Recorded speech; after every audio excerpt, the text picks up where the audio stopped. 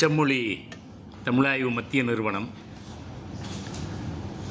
சுவடியியல் துறை நடத்துகிற இந்த பயிலரங்கில் பங்கேற்க வந்திருக்கக்கூடிய தேசிய சித்த மருத்துவ நிறுவனத்தினுடைய மருத்துவர்களே, மிகச்சிறந்த பாரதிதாசன் கவிதை பரம்பரையில் வாணிதாசன் தமிழ் ஒளி என்கிற ஒரு மிகப்பெரிய கவிஞர், அவருடைய செல்வத் திருமகன் தான் நம்மளுடைய அருள்வழி ஐயா அவர்கள். தமிழிலே அவருடைய தமிழ் மொழி ஐயாவினுடைய அறிவொளி ஐயாவினுடைய பங்களிப்பு மிகப்பெரிய பங்களிப்பு. நண்பர்களே, நம்முடைய இந்த நிறுவனம் இன்றைக்கு தேசிய நிறுவனங்களிலேயே 92 புள்ளியை பெற்று முன்னோடி நிறுவனமாக சென்று கொண்டிருக்கிற நிறுவனம். பதிப்பு பணி, இது போன்ற கருத்தரங்குகள், செயலிகள், தமிழ் இலக்கிய செயலிகள், மிகச்சிறந்த தொலைக்காட்சி உரைகள், செம்பதிப்பு பணி, மிகச்சிறந்த ஆய்வுகள், பயிலரங்குகள், இப்படி பன்முக பணியை செய்து கொண்டிருக்கிற இந்த நிறுவனத்தினுடைய நம்முடைய இயக்குனர் முனைவர் சந்திரசேகரன் ஐயா அவர்கள் இந்த நிறுவனத்தை அடுத்த கட்டத்தை நோக்கி கொண்டு செல்லுகிறார்கள். அந்த வகையிலே தான் நீங்கள் இங்கே வந்து பங்கேற்றிருக்கிறீர்கள். இந்த அமர்விலே ஐயா அவர்கள் எனக்கு இந்த இலக்கணம் தொடர்பான தலைப்பு ஒன்றை தந்திருக்கிறார்கள். சித்த மருத்துவ சுவடிகளும் இலக்கண அமைப்பும் என்கிற ஒரு நல்லதொரு தலைப்பை தந்திருக்கிறார்கள்.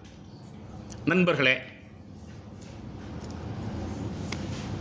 இந்த இந்திய நாட்டிற்கு நம்முடைய தமிழ் செவியல் இலக்கியங்களிலே இந்தியா என்கிற பெயர் இல்லை, பாரதம் என்கிற பெயரும் இல்லை. பாரதம் என்பது அந்த தப்தி நருமதை நதிக்கு வடக்கே, இமயமலைக்கு தெற்கே இருக்கிற பகுதி தான் பாரதம் என்று அழைக்கப்படுவது. நாவலந்தீவு என்கிற சொல்லாட்சி தான் இந்த இந்திய நாட்டுக்கு நம்முடைய தமிழ் செவியல் இலக்கியங்களில் இடம்பெறுகிறது. நான் ஏன் இந்த நாவலந்தீவு என்கிற சொல்லாட்சியை உங்களுக்கு வலியுறுத்துகிறேன் என்றால், நாவல் மரம் மிகுதியாக இங்கே இருந்ததினாலே தான் அது ஒரு கோடை காலத்தில் மிகுதியாக கனி தருகிற மரமாக இருக்கிற காரணத்தினாலே தமிழ் இலக்கியங்களை நாவலந்தீவு என்று அழைத்தார்கள். அன்றைக்கு இருந்த தமிழ் மருத்துவர்கள் குறியீட்டு மொழியாக அதை சம்பு என சொன்னார்கள். நாவல் மரம் என்பதற்கு சம்பு என்பது அன்றைக்கு இருந்த தமிழ் மருத்துவர்களுடைய குறியீட்டு சொல். அந்த சம்பு என்கிற சொல்லுதான் வடமொழியிலே ஜம்பு என தெரிந்து அவர்கள் ஜம்பு தீவு என்றார்கள். உங்களுக்கு ஒரு ஐயம் வரும், இது தீபகற்பமாயிற்றே, தீவு என்கிறார்களே. நண்பர்களே, இந்த நாவலந்தீவு என்கிற சொல் தமிழிலே வந்தபோது இமயமலை கடலாக இருந்தது, வட இந்தியா கடலாக இருந்தது. தப்தி நருமதைக்கு இந்த பக்கம் இருக்கக்கூடிய பகுதி தான் இன்றைக்கும் மேற்கு தொடர்ச்சி மலை. இந்த மலைகள் தான் தொன்மையானவை. அதனால தான் யங்ஃபோல்டு மவுண்டன் என சொல்லுவார்கள் ஆங்கிலத்தில் இமயமலையை. ஏன் யங்ஃபோல்டு மவுண்டன் என சொல்லுகிறார்கள் என்றால், மிக இளமையான இருக்கிற மலை அது. அங்கே இன்னும் கடற்குதிரைகள் ஃபாசில்ஸ் கிடைக்கின்றன. அங்கே இன்னும் நீங்கள் திமிங்கலத்தோட ஃபாசில்ஸ் கிடைக்கின்றன. நீங்கள் கடலில் என்ன சுறாமீன்களுடைய ஃபாசில்ஸ் இருக்கின்றன இமயமலையில். அப்படி என்றால் அது கடலாக இருந்த காலத்தில், வட இந்தியா கடலாக இருந்த காலத்தில், தமிழ்நாடு நிலமாக இருந்தபோது, இங்கே இலக்கியங்கள் செழித்தோங்கிய போது, இலக்கியங்களுக்கு முன்னாலே இந்த சித்த வைத்தியம் செழித்திருந்தது. இந்த கருத்தை நான் உங்களுக்கு வலியுறுத்த விரும்புகிறேன். அது மட்டுமில்லை நண்பர்களே, சிங்களம் என்கிற சொல்லுக்கே கருவாப்பட்டை என்பதுதான் பொருள் என்று சிங்கள அகராதி கூறுகிறது. நம்ம அந்த பட்டைன்னு சொல்லி சமையலில் ஒரு நறுமண பொருள் சேர்ப்போம், அதுவும் ஒரு மூலிகை பொருள் தான். நான் எதற்காக இந்த நாடுகளின் பெயர்கள் எல்லாம் மூலிகை பெயர்களிலே இருக்கின்றன? நீங்கள் பழந்தமிழர்களுடைய தோற்றம் குமரிக்கண்டம், அதாவது இன்றைக்கு இலங்கைக்கு அந்த பக்கம் ஒரு அந்த பூமத்திய ரேகை கோட்டு பகுதியில் இருந்த ஒரு பகுதி. நீங்கள் மானுடவியல் படிப்பீர்களேயானால், இன்னும் பிற நூல்கள் படிப்பீர்களேயானால், மானுடவியலாளர்கள் கோண்டுவனா என்கிற ஒரு அந்த கண்டத்தை பற்றி பேசுவார்கள். தென் அமெரிக்கா, ஆப்பிரிக்கா, இந்தியா, அந்த லெமூரியா என சொல்லப்படுகிற குமரிக்கண்டம், இந்த பக்கம் இந்தோனேஷியா வரை இருந்த அந்த பகுதி இருக்கிறதே, அதற்கு கோண்டுவனா என சொல்லுவார்கள். அப்போ அந்த லெமூரியா அல்லது குமரிக்கண்டம் என சொல்லப்படுகிற அந்த கண்டம் இருக்கிறதே, அங்கேதான் தமிழ் தோன்றியது, தமிழர்கள் தோன்றினார்கள். அங்கிருந்து தான் இவர்கள் வந்து ஆப்பிரிக்காவுக்கும் இன்னும் சிந்து வெளிக்கும் இன்னும் இன்றைக்கு எலாமைட் என சொல்லுகிறார்களே ஈராக்கில் இருக்கக்கூடிய ஈழ மொழி அல்லது கிமு 500களில் அழிந்து போன அந்த எலாமைட் இனத்தவர்கள் பேசுகிற மொழியிலே இன்றைக்கு 10,000க்கும் மேற்பட்ட சொற்கள் தமிழ் சொற்களாக இருக்கின்றன என ஆய்வாளர்கள் குறிப்பிடுகிறார்களே. அதுவரை தமிழர்கள் பரவி இருந்தார்கள். இவையெல்லாம் ப்ரீ ஹிஸ்டாரிக்கல் பீரியட் ஹிஸ்டரி, வரலாற்றுக்கு முன்னைய காலத்து வரலாறுகளாக நம்மால் பார்க்கப்படுகின்றன. அது என்ன குமரி கண்டம் என்றால் நண்பர்களே, நீங்கள் சித்த மருத்துவ மாணவர்கள், நீங்கள் மருத்துவர்கள், குமரி என்றாலே நம்முடைய சித்த மருத்துவத்தில் கற்றாழை என்பதுதான் பொருள். குமரிச்சாறு என்று சித்த வைத்தியத்தில் பல இடங்களில் இந்த கற்றாழை சாறு குறிப்பிடப்படும். அப்போ கற்றாழை என்கிற ஒரு மூலிகையின் பெயராலே தான் தமிழனுடைய தோற்றமாக இருக்கக்கூடிய அந்த குமரி கண்டத்துக்கே பெயர் இருந்திருக்கிறது என்பதையும் நான் நுட்பமாக கவனிக்கிறோம் நண்பர்களே. இது பற்றி மாணவர்கள் இன்னும் கொஞ்சம் ஆழமாக தெரிந்து கொள்ள வேண்டும் என்று நினைத்தால் நீங்கள் சித்த மருத்துவத்தின் தோற்றமும் வளர்ச்சியும் என்கிற ஒரு நூல் அவசியம் படிக்க வேண்டும். அது எங்கே இருக்கிறது என்றால் NOOLAHAM நூலகம், NOOLAHAM நூலகம். என்ன நீங்கள் கேஏ போட்டிங்கன்னா வேறு நூலகத்துக்கு போயிடும். NOOLAHAM நூலகம் என்கிற யாழ்ப்பாணத்தில் இருக்கிற நூலகம் என்கிற அந்த அந்த லைப்ரரி, அந்த லைப்ரரி, அந்த மின் நூலகத்தில் உங்களுக்கு ஆவணம், எடுப்பு கோப்பு ஆவணம், PDF ஃபார்ம், அந்த எடுப்பு கோப்பு ஆவணமாக நீங்கள் உள்ளே செல்வீர்களே ஆனால் அதுக்குள்ளே போது சகர வரிசையில் போய் சி என அடித்து நீங்கள் சித்த வைத்தியத்தின் தோற்றமும் வளர்ச்சியும் என்று பார்ப்பீர்களே ஆனால் ராமநாதன் பொன்னம்பலம் என்கிற அங்கே வந்து நம்ம அங்கே முனைவர்னு சொல்கிற மாதிரி, டாக்டர்னு சொல்கிற மாதிரி அவங்க கலாநிதிம்பாங்க. கலாநிதி ராமநாதன் பொன்னம்பலம் அவர்கள் 2008 வெளியிட்டிருக்கிறார். 63 பக்கத்தில் இருக்கக்கூடிய சிறிய நூல். ஆனால் சித்த வைத்திய மருத்துவர்கள் அவசியம் சித்த வைத்தியத்தினுடைய தோற்றத்தையும் வளர்ச்சியையும் பற்றி தெரிந்து கொள்வதற்கு அவர் இதில் மட்டுமில்லை நண்பர்களே, தொல்லியல் மட்டுமில்லை, நீங்கள் தொழில்நுட்ப உயிரியல் மட்டுமில்லை, இப்படி வரலாற்றியல், மானுடவியல், இனவரையியல், இப்படி பல்வேறு பார்வையிலே அந்த நூலை எழுதியிருக்கிறார். எப்போதுமே மாணவர்கள் ஒன்றை கருத்தில் கொள்ள வேண்டும். நீங்கள் உங்களுடைய சித்த மருத்துவம் மட்டும் அறிவு பெற்றவர்களாக இருந்தால் பத்தாது. கொஞ்சம் மானுடவியல், கொஞ்சம் தொல்லியல், கொஞ்சம் மொழியியல், கொஞ்சம் இலக்கியவியல், அப்போ நாம் வந்து பல்திறன் பெற்றவர்களாக, மல்டி பர்சனாலிட்டி, அந்த நீங்கள் வருகிற போது தான் நீங்கள் இந்த சமூகத்தில் வந்து ஆளுமை திறன் பெற்றவர்களாக இருக்க முடியும் நண்பர்களே. ஆகையினால் மாணவர்கள் வந்து, ஏன்னா இது போன்ற பேராசிரியருடைய நூல்கள் தான் இன்றைக்கு பலராலும் படிக்கப்படுகின்றன, பேசப்படுகின்றன. அதனால் நீங்கள் இவற்றை வந்து கவனத்தில் கொள்ள வேண்டும் என நான் இங்கு குறிப்பிட விரும்புகிறேன் நண்பர்களே. அந்த நூல் அவர் பல கருத்துக்களை குறிப்பிடுகிறார். உலகத்தில் நாகரிகத்தின் தொட்டில்கள் என சொல்லுகிற போது நைல் நதி நாகரிகத்தை எகிப்தில் சொல்லுவார்கள், யூக்ரட்டிஸ் டைகிரிஸ் நாகரிகம் என சொல்லுவார்கள், அதே போல் சிங்கியாங் ஹோயாங்கா நாகரிகம் என சீன நாட்டில் சொல்லுவார்கள், சிந்துவெளி நாகரிகத்தை சொல்லுவார்கள், அடுத்தது குமரி நாகரிகம். இவையெல்லாம் ஆறுகள்.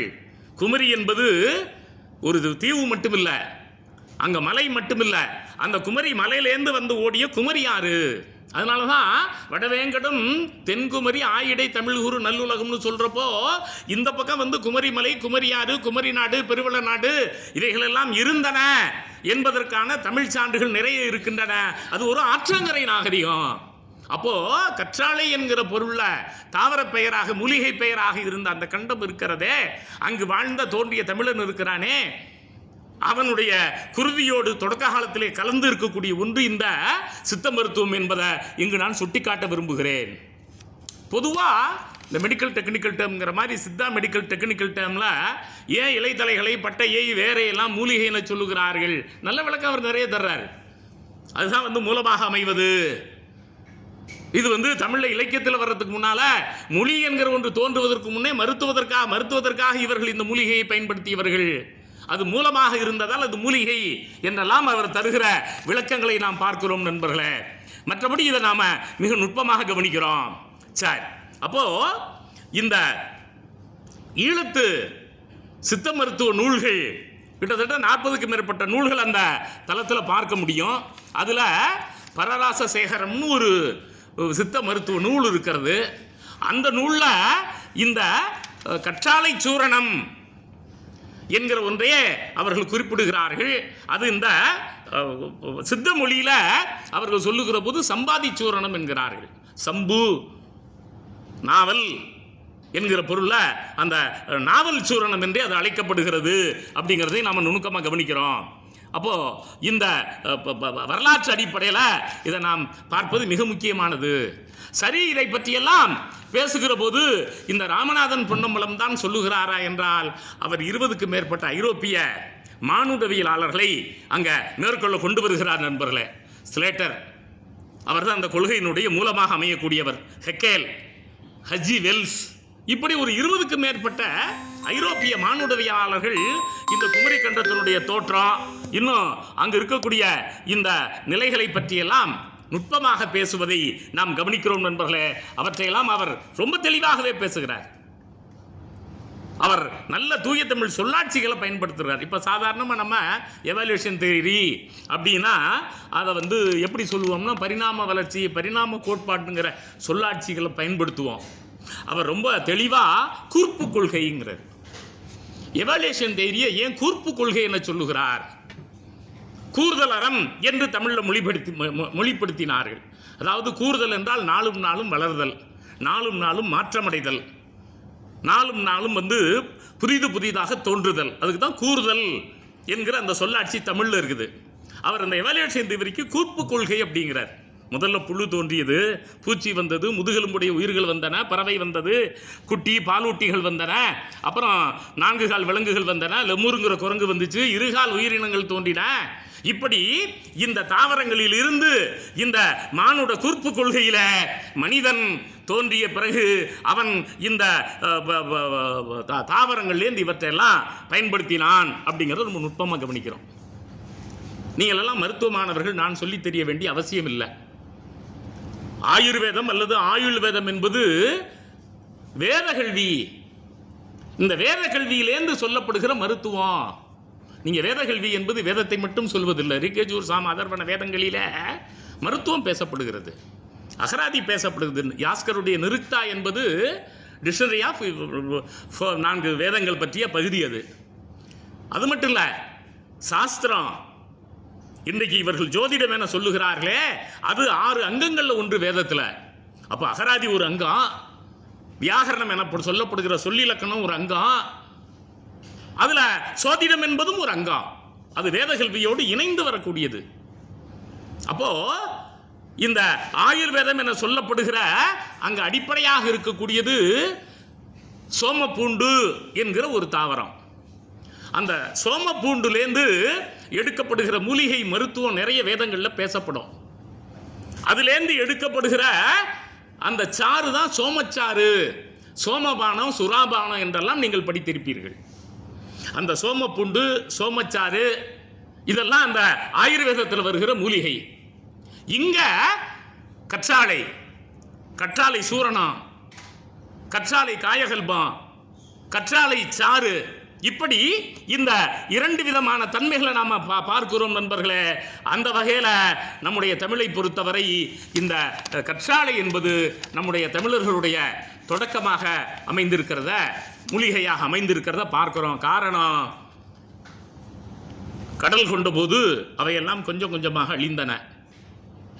அதிலும் சில மானுடவியலாளர் சொல்லுகிற போது ஒரு விண்கல் பெரிதாக ஒன்று கீழே விழுந்தது, அதுதான் ஆஸ்திரேலியா.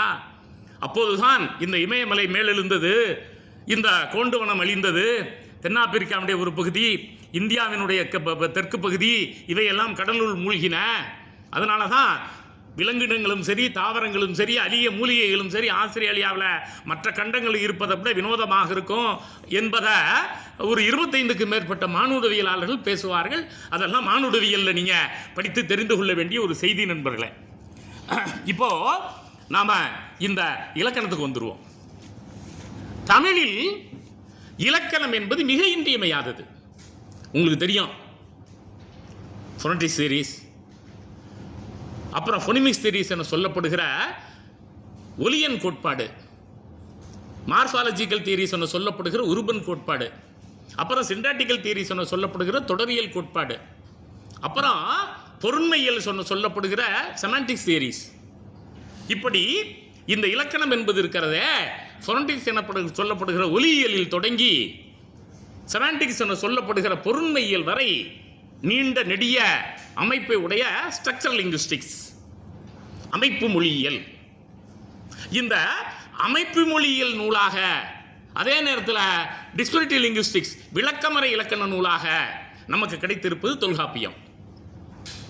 நீங்கள் தமிழில் மேலோட்டமாக படிக்கிற போது தொல்காப்பியம்னு ஒன்று இருந்துச்சு, நன்னூல்னு ஒன்று இருந்துச்சு. இவையெல்லாம் இலக்கண நூல்கள்னு நம்ம பொதுவாக இலக்கிய வரலாறு அல்லது மொழியில் மொழி கல்வியில் படிச்சுட்டு போயிடுறோம். நண்பர்களே, தொல்காப்பியம் என்பது எதையுமே விளக்கமாக பேசுகிற ஒன்று.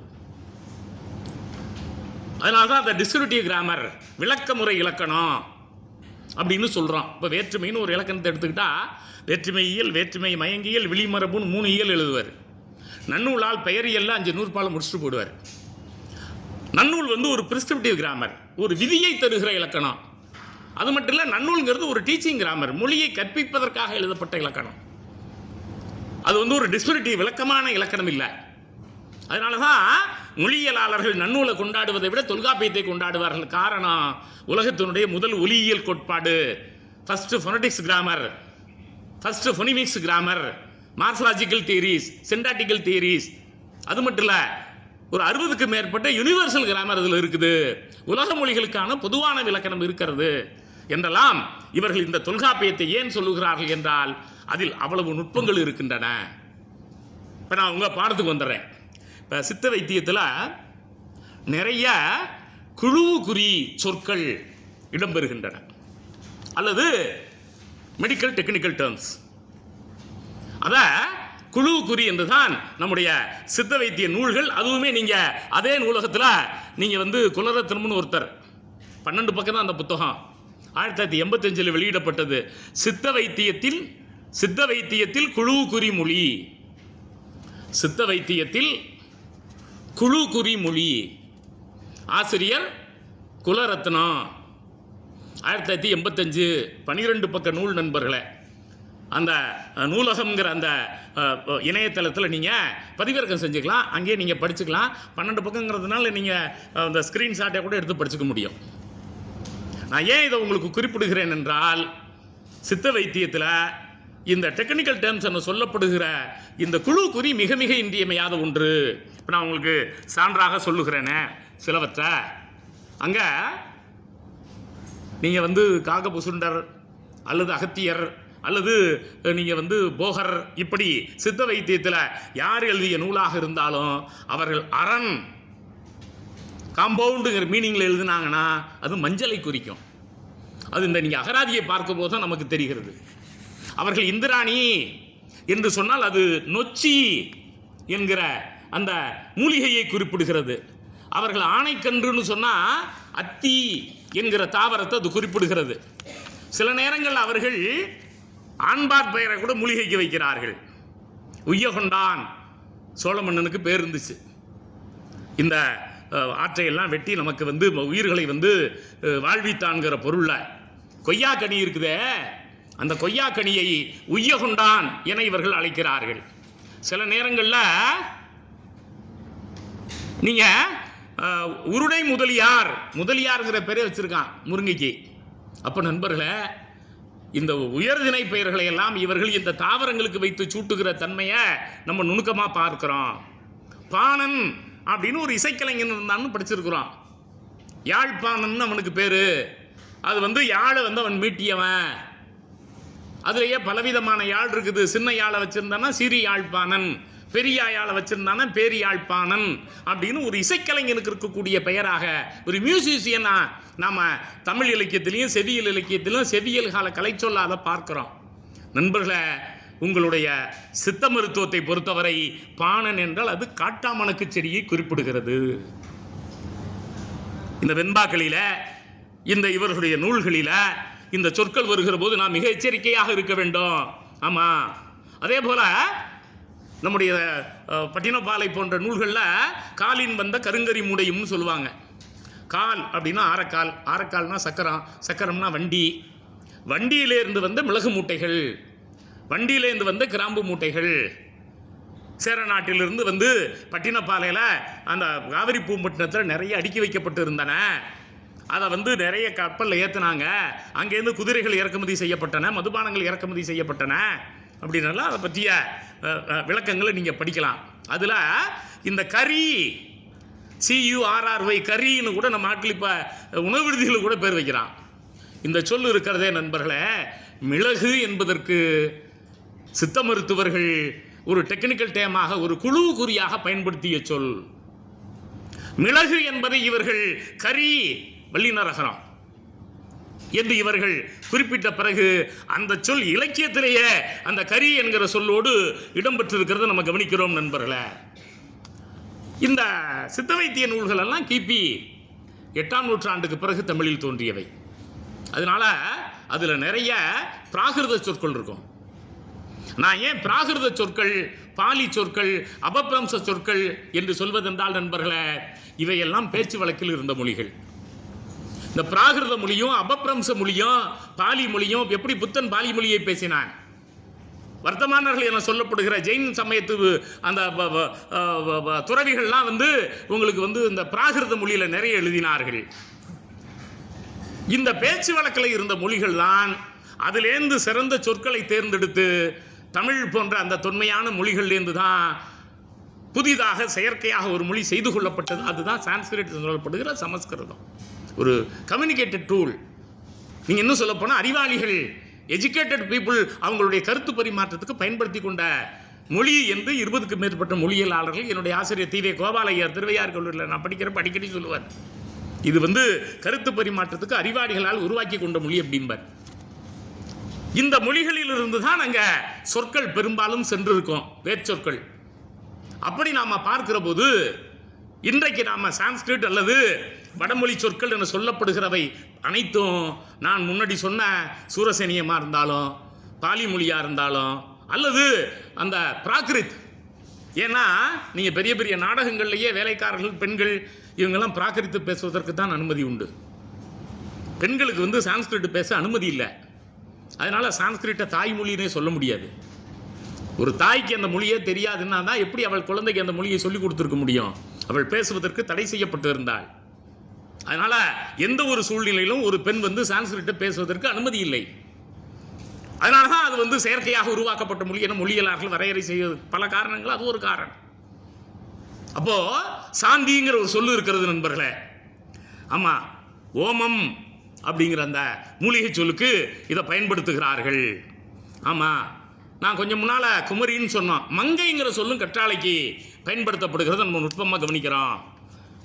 இப்போவுமே ஊரில் வந்து வயலில் வந்து நிறைய களைகளை, மூக்கரட்டைன்னு ஒன்று முளைச்சிருக்கோம். அந்த மூக்கரட்டை படர்கூடியது. அதை நீங்கள் எடுத்து வந்து சமைச்சு நீங்கள் கீரையாக செஞ்சு சாப்பிட்டாலோ, அல்லது அதை கீரை சூப்பாக வச்சு எடுத்து சாப்பிட்டாலோ, சிறுநீரகம் வந்து ரொம்ப தூய்மையாக, சிறுநீரே வெள்ளை வெள்ளையர்னு சொன்ன மாதிரி போகும். இப்போவும் கொஞ்சம் அந்த மூக்கரட்டை எடுத்தாந்து கொஞ்சம் அதை கொஞ்சம் எனக்கு சமைச்சு கொடு, மூக்கரட்டை சூப் எனக்கு வச்சு கொடு அப்படின்னா இப்போவும் கிராமத்தில் கேட்பார்கள் நண்பர்களே. அது ரொம்ப ஒரு முக்கியமான மூலிகையாக கருதப்படுகிறது. அது இங்கே கலை சொல்லாக நாம் பார்க்கிற போது செட்டி என்கிற சொல்லாலே அழைக்கப்படுகிறது. ஆமாம், குவளைப்பூவை தங்கை என இந்த நூலில் அழைக்கிறார்கள். ஆமாம், புலியை லாபம் என அழைக்கிறார்கள்.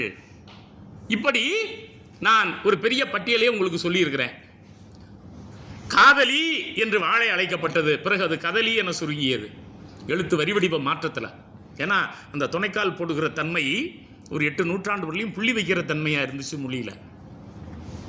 சரி, இதை பற்றியெல்லாம் சொல்லுகிற போது நண்பர்களே, நம்முடைய தொல்காப்பியத்தில் குறிப்பு மொழி அப்படிங்கிற ஒரு கலைச்சொல் பயன்படுத்தப்படுகிறது. இவர்கள் குழுவுக்குரிய அல்லது குறிப்பு மொழி என சொல்லுவதற்கு அங்கே பார்க்குறோம், எழுத்தொடும் சொல்லொடும் புணராதாகி பொருள் புறத்ததுவே குறிப்பு மொழி. தொல்காப்பியம் செயலியில் 172. அப்படின்னா என்னங்க? அங்கே இடம்பெறுகிற எழுத்து, அந்த எழுத்துக்களான சொல், ஒலியன், ஒலியன்களாலான உருபன். நான் ஏன் இந்த வந்து ஃபொனீம், மார்ஃபீம் என்பது போன்ற கலைச்சொற்கள் உங்களுக்கு பயன்படுத்துகிறேன்னா, நீங்கள் வந்து ஒரு இன்டர்நேஷ்னல் லாங்குவேஜஸில் பார்க்குறப்ப ஃபொனீம்னா எழுத்து, அ ஆ இ ஈ உ ஊ, இதெல்லாம் ஃபொனீம் அப்படிம்பாங்க. இப்போ நான் கொஞ்சம் முன்னால் சொன்ன கற்றாழை, தாமரை, ஓமம், ஆடாதோட, சிறுகீரை, குவளைப்பூ, இதெல்லாம் மார்ஃபிம்பாங்க. மார்ஃபிம்னா என்னங்க? மினிமம் மீனிங் தருகிற யூனிட்.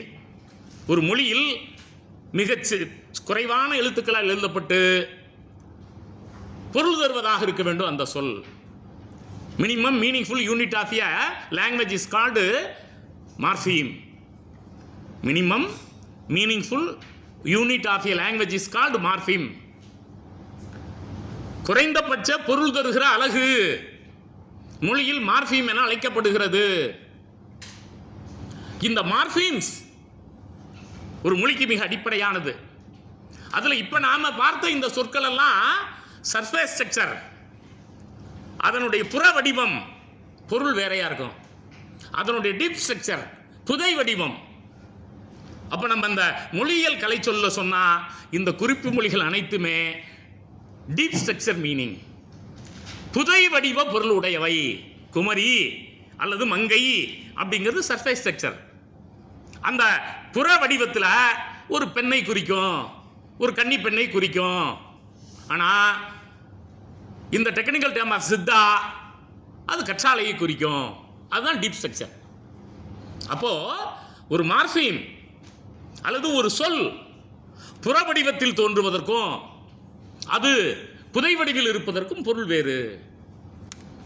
நாங்கள் அகராதியில் லெக்சிம்னு ஒரு வார்த்தையை பயன்படுத்துவோம். அப்படின்னா என்னங்க லெக்சிம்னா? இப்பெல்லாம் அகரன்கிற சொல்லாட்சியை சொல்றாங்க.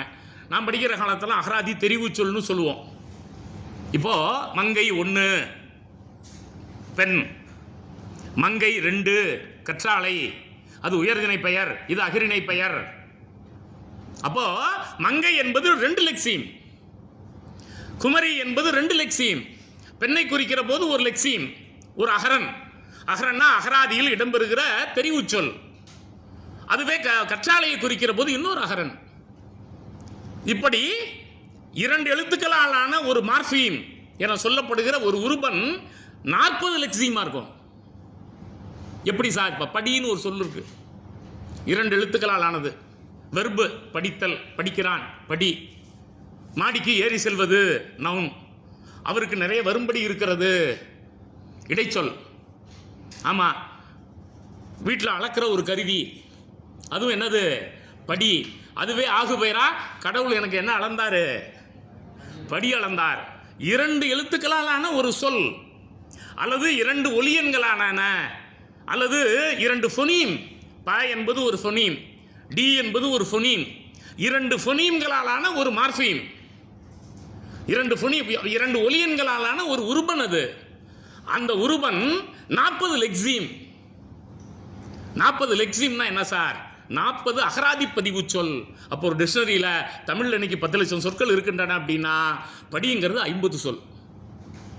மறந்துடக்கூடாது. ஒரே ஒலிப்பு தான், ஒரே வடிவம் தான். ஆனால் அது 40க்கும் மேற்பட்ட அகராதி தெரிவு சொல்லாக, அகரனாக அது இருக்கிறது, லெக்சியமாக அது இருக்கிறது. நான் ஏன் மாணவர்களுக்கு இதை வலியுறுத்தி சொல்கிறேன்னா, நான் பேசுகிற போது இயல்பாக லெக்சியுமே, இயல்பாக ஃபொனீமே, மார்ஃபியுமே, நான் பாட்டு கடந்து போயிட்டு இருந்தானே நீங்கள் பேசாமல் முழிப்பீங்க. அதுக்காக தான் நான் ஒரு விளக்கம் கொடுத்துட்றேன். அப்போது இந்த குறிப்பு மொழி என்பது இருக்கிறதே, எழுத்தொடும் சொல்லொடும் புனராதாகி. அந்த மங்கை அப்படிங்கிற சொல்லுக்கும் கற்றாழைக்கும் பொருளுக்கும் எந்த மீனிங் இல்லை, எந்த தொடர்பும் இல்லை. அதனால தான் தொல்காப்பியர் சொல்றார், எழுத்தொடும் சொல்லொடும் புனராதாகி. பொருள் புறத்ததுவே. பொருள் வெளியில் நிற்கும், புறத்தில் நிற்கும் குறிப்பு மொழி. அப்போ தொல்காப்பியர் அந்த காலத்திலேயே இந்த டெக்னிக்கல் டேர்ம்ஸ் அல்லது குழுவு குறி அல்லது ஒரு துறை சார்ந்த சொல், இதற்கான ஒரு கிராமட்டிக்கல் டெக்னிக்கல் டேர்மை பயன்படுத்தி இருக்கிறார். அதற்கு பெயர் குறிப்பு மொழி. அதனால தான் தொல்காப்பியம் ஒரு டிக்ஷனரி லாங்குவேஜ், ஒரு விளக்கமுறை இலக்கணம்னு சொன்னேன். ரொம்ப விளக்கமாக என்ன பண்ணுறாரு, தம்பி எழுத்துக்கும் சொல்லுக்கும் தொடர்பு இருக்காதுரா, ஆனால் எழுத்தும் சொல்லும் சேர்ந்து ஒரு சொல்லாக இருக்கும்டா, பொருள் வெளியில் நிற்கும்யா. அந்த சொல்லுக்கும் பொருளுக்கும் என்ன இருக்காது? சம்பந்தம் இருக்காதியா. இப்போ நீங்கள் கற்றாழைனா அதில் இருக்கக்கூடிய தலை கல் மாதிரி இருக்குது, ஏதோ ஒரு டெஃபனேஷன் விளக்கம் கொடுக்க முடியும். எல்லா சொல்லும் பொருள் உளித்தனவே. தமிழை பொறுத்தவரை பொருள் தராத சொற்களே இல்லை.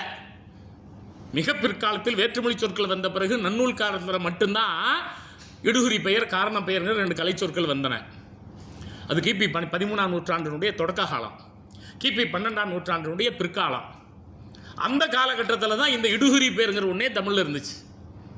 செவியல் காலத்திலோ இப்போ நீங்கள் வந்து அகநானூறு புறநானூறு நற்றிணை அந்த 41 செவியல் கால இலக்கியங்கள் காலத்திலேயோ அதற்கெல்லாம் பல ஆயிரம் ஆண்டுகள் மூத்த தொல்காப்பிய காலத்திலேயோ எல்லா சொற்களும் பொருள் குறித்தன, அல்லது எது பொருள் குறித்ததோ அதுதான் சொல் எனப்பட்டது. பொருள் குறிக்காதது சொல் என்று சொல்லப்படுவது இல்லை நண்பர்களே. அந்த வகையில் இதை அதே போல் முன்னம்ங்கிற ஒரு கலை சொல்ல தொல்காப்பியர் பயன்படுத்துகிறார். முன்னம் அப்படின்னா அது வந்து மறைமுகமாக பொருளை உணர்த்துவது. முன்னத்தின் உணரும் கிளவியும் உளதே. கிளவினா சொல்லுன்னு அர்த்தம். கிளத்தல், கிளத்தல்னா பேசுதல்னு அர்த்தம். கிளவினா எழுத்துன்னு ஒரு பொருள் இருக்குது, லாங்குவேஜ்னு ஒரு பொருள் இருக்குது, சொல்லுன்னு ஒரு பொருள் இருக்குது, தொடர்னு ஒரு பொருள் இருக்குது. எப்படி மொழினா அப்படி இருக்குது. மொழிதல், மொழி. நீங்கள் எடுத்தீங்களா லாங்குவேஜ் லிங்குவாம்பா. லிங்குவானா நாக்குன்னு அர்த்தம். நாக்குலேருந்து வர்றதுனால அது லாங்குவேஜ். அப்படின்னா தமிழில் அந்த நவுன்லேருந்து வரல, வெர்பு. முன்மொழிதல், வெளிமொழிதல் அப்படின்னு இன்னும் பயன்படுத்துகிறோம். மொழிதல்னா சொல்கிறதுன்னு அர்த்தம். மொழியப்படுவதோ அதுக்கு பேர் இது மொழி. கிளத்தல், கிளத்தல்னாலும் பேசுதல் தான். கிளத்தலால் அது கிளவி, இரட்டை கிளவி அப்படின்னு கூட நீங்கள் படிச்சிருப்பீங்க. தொல்காப்பியர் பெயர் எஞ்சு கிளவின்னு தான் பெயரச்சத்தை சொல்வார், வினை எஞ்சு கிளவின்னு தான் வினையச்சத்தை சொல்வார். எல்லாத்தையும் அவர் ஒரு 300க்கும் மேற்பட்ட இலக்கண கலை சொற்களில் கிளவின்னு தான் பயன்படுத்துவார். சரி, நம்ம பாடத்துக்கு வந்துடுவோம் நண்பர்களே. அப்புறம் கரப்பு மொழின்னு ஒரு சொல்லாட்சியை பயன்படுத்துகிறார். கரத்தல்னா என்ன? இடைநரகரம். வள்ளி நரகரம் பெரிய ராணா போட்டிங்கன்னா பால் கரத்தல், கரத்தல். சின்ன ரகரம் போட்டிங்கன்னா மறைந்திருத்தல்னு அர்த்தம். குறிலா படைய கரந்தடி படையும்பா. நீங்கள் பாரத கதையில் இந்த மாதிரி வந்து வனவாசம் போயிட்டு அதுக்கப்புறம் ஓராண்டு அவர்கள் கறந்து வாழ்ந்தார்கள்பா. பாண்டவர்கள் கறந்த படலம்பா. கறந்த படலம்னா மறைந்து வாழ்ந்த படலம். அப்போ மறைமொழி இன்டைரக்ட் மீனிங் தரக்கூடியது. அப்போ நண்பர்களே, நாம் இந்த சித்த வைத்தியத்தில் கொஞ்சம் முன்னால் பேசிய இந்த சொற்கள் அனைத்துமே குறிப்பு மொழி அல்லது குழு குறி என சொல்லப்பட்ட இவை அனைத்தையுமே நம்ம நுட்பமாக கவனிக்கிறோம் நண்பர்களே. அப்போ இந்த குழு குறி இல்லை என்றால் நீங்கள் இந்த பாடல்களை, சித்தர்களுடைய பாடல்களை புரிந்து கொள்வது சிரமம், பொருள் புரியாது. இப்போ பாருங்க, ஒரு பாடல் நான் சொல்கிறேன். காக்கை 2 அப்படின்னு ஒரு கவிதை தொடங்குது. என்னங்க காக்கை 2 அப்படின்னா இங்கே கொடுக்குறாங்க, வெள்ளை காக்கணஞ்செடி, கருங்காக்கணஞ்செடி, அதான் காக்கை 2ங்கிறாங்க. அப்போ காக்கைங்கிற சொல்லுக்கு காக்கணஞ்செடி, காக்கணம் மூலிகை அப்படின்னு பேரு நண்பர்களே. அப்புறம் கருநீலி, அவுரி, கருநீலி, பொற்கையான், வாக்கிற்கினிய வல்லாரையை, வாக்களவேனும் உண்டால், யாக்கைக்கு அழிவில்லை, 1008 ஆடுதானே. இது ஒரு சின்ன வெண்பா. இந்த வெண்பாவில் என்ன கருத்து பேசப்படுகிறதுன்னு பார்த்தீங்கன்னா, அந்த வெள்ளை காக்கணம், கருங்காக்கணம், அதனுடைய வேர்கள், அந்த கருநீலின்னு சொல்லப்படுகிற நீலி செடியினுடைய வேர், அப்புறம் மஞ்சள் கரிசாலைன்னு ஒரு மூலிகை, அதை தான் இங்கே பொற்கையான் அப்படிங்கிறாங்க. மஞ்சமா சேர்ந்து இருக்கு, பொற்கையான் அப்படிங்கிறாங்க. அந்த பொற்கையான் அப்படிங்கிற சொல்லுக்கு மஞ்சள் கரிசாலைன்னு தான் விளக்கம் பேசப்படுகிறது. அது ஒரு இலை. அப்போ 3 வேறு, நீலி செடி வேறு, கருங்காக்கணம் வேறு, வெள்ளை காக்கணம் வேறு, அப்புறம் வல்லாரை. வல்லாரை உங்களுக்கு மூலிகை படிச்சிருப்பீங்க, தெரியும். நிறையா உங்களுக்கு நினைவு இருக்கணும்னா, மனப்பாடம் பண்ணணும்னா வல்லாரைக்கீரையை செஞ்சு சாப்பிட்டா என்ன செய்யும்பாங்க, நம்ம நினைவு அதிகமாக இருக்கும் அப்படின்னு படிக்கிற பிள்ளைகளுக்கு 10, 12 படிக்கிறப்ப வல்லாரைக்கிளையை வாங்கிட்டு வந்து பிள்ளைகளுக்கு கொடுப்பாங்க, நம்ம பார்த்துருக்கோம். இதெல்லாம் பால் விட்டு அரைக்க வேண்டும், காலை மாலை 48 நாள் அதை நாம் வந்து குடித்து விட்டு வர 1008 ஆடுதானேன்னு இங்கே இருக்குது. இது சித்த மருத்துவ நூல். அது என்ன 1008 ஆடுதானே அப்படின்னா, ஆண்டு என்பதை இங்கே எப்படி போடுறான், ஆடுங்கிறான். நீங்கள்லாம் 12ஆம் பொருளையும் தமிழ் படிச்சிருப்பீங்க. இடையில ஒரு எழுத்து இல்லைன்னா அதை என்னன்னு சொல்லுவோம், இடைக்குறை விகாரம்னு சொல்லுவோம். தாமரையில் தா இல்லாமல் மறை ஓடியது அப்படின்னா முதற்குறை விகாரம். நீலம் உண்ட துகில்ங்கிறது போல நீல் உண் துகில்னா கடைக்குறை விகாரம். படிச்சிருப்பீங்க. மாசில் வினையும் மாலை மதியமும் அந்த மூசு வண்டரை பொய்கையும் பொந்தரை ஈசன் எந்த இணையடி நீழலே, நிழலேன்னு சொல்லணும். அது எப்படி வந்துச்சு? நீழல்னு வந்துச்சு. அது நடித்தல் விகாரம். சிலம்பு, சிலம்பு வந்து அடிப்படையாக கொண்டு எழுதப்பட்ட இலக்கியத்துக்கு பேர் என்னது? சிலப்பதிகாரம். சிலம்பு இம்முக்கு போல அங்கே என்ன வந்துச்சு? இப்பு வந்துச்சு. வலித்தல் விகாரம். அப்போ ஒரு மெய்யெழுத்துக்கு வந்து மெல்லிநிலத்துக்கு போல வல்லிநிலத்து வந்து அது என்ன விகாரம்னு சொல்கிறோம்? வலித்தல் விகாரம் அப்படிங்கிறோம். ஆமாம், தீயேன்னு எழுதணும், அதை தீயேன்னு எழுதுவான். குறுக்கல் விகாரம். ஒரு நெடில் எழுத்த குறியில் எழுத்த எழுதுனா அது என்ன விகாரம்? குறுக்கல் விகாரம். மேலே வந்து அரக்கர்கள்னு வரும் அப்பர் பாட்டில், கீழே குரக்கினங்கள்னு எழுதுவார். குரங்கினங்கள்னு தான் சொல்லணும். குரங்கினங்களில் என்ன இனங்கள்னு சொல்லுவார், அது வலித்தல் விகாரம். அப்போ வலித்தல் விகாரம், மெலித்தல் விகாரம், குறுக்கல் விகாரம், நீட்டல் விகாரம், விரித்தல் விகாரம். விரிக்குமே கூறுமே விரித்தல் விகாரம். அதே போல குறுக்கல் விகாரம், தொட்டனை தூரும் மணற்கேணி, தோண்டும் போதெல்லாம் அப்படிங்கிறத தொட்டனைத்து சேர்த்து எழுதுவது. அப்போ இந்த நீட்டல் விகாரம், தொகுத்தல் விகாரம், இந்த விகாரப்படுதல் இருக்கிறதே, இது இலக்கணத்தில் ஒரு நுட்பமான பகுதி நண்பர்களே. ஒரு சித்த மருத்துவம் படிக்கிற மாணவருக்கு அந்த சித்தவருத்திய பாக்களை படிக்க வேண்டுமேனால் உங்களுக்கு இந்த எழுத்து விகாரங்களை பற்றிய சிந்தனை வேண்டும். அதே போல் வல்லெழுத்து மிகுமிடங்கள் மிகாமிடங்கள் நாளைக்கு சுவடியிலேருந்து நீங்கள் பதிப்பிக்கணும். பதிப்பிக்கிற போது ரொம்ப நுட்பமாக நீங்கள் தெரிந்து கொள்ள வேண்டியது இந்த வல்லினம் மிகுயிடம் மிகாயிடம். என்ன மாதிரி இந்த சுவடிகளில் பிழை செய்கிறாள்னு பார்த்தீங்கன்னா, அங்கே பெரும்பாலும் இந்த ல மூணுக்கும் வித்தியாசம் தெரிஞ்சிருக்காது. அதே போல் தன்னகரம், ரன்னகரம், தன்னகரம். தன்னகரம்னா 3 சுழினா, தன்னகரம்னா நாய்க்கு வர்றனா, ரன்னகரம்னா கன்று 2 சுழினா. அப்போது அது ஒன்றும் இல்லை, வந்து ஏன் அதை வந்து ரன்னகரம்னு சொல்கிறோம் அப்படின்னா, ராவுக்கு அடுத்தது இருக்குது அதனால் 2 சுழினா ரன்னகரம்ங்கிறோம். டாவுக்கு அப்புறம் இருக்குது அதனால் அதை டன்னகரம்ங்கிறோம். தாவுக்கு அப்புறம் இருக்குது அதை தன்னகரம்ங்கிறோம். அது மட்டும் இல்லை, அவை 2ம் இணை எழுத்துக்கள். தமிழில் அ ஆ இணை எழுத்து, இ இ இணை எழுத்து, உ உ இணை எழுத்து, க இணை எழுத்து. காவுக்கு போல இங்கு வரும், இங்குக்கு போல இக்கு வரும். இச்சுக்கு போல இஞ்சு வரும், இஞ்சுக்கு போல இச்சு வரும், அது இணை எழுத்து. இப்புக்கு போல இம்மு வரும், இம்முக்கு போல இப்பு வரும், அது இணை எழுத்து. அப்போ 2 சொல்லினுக்கு போல இர் வரும்.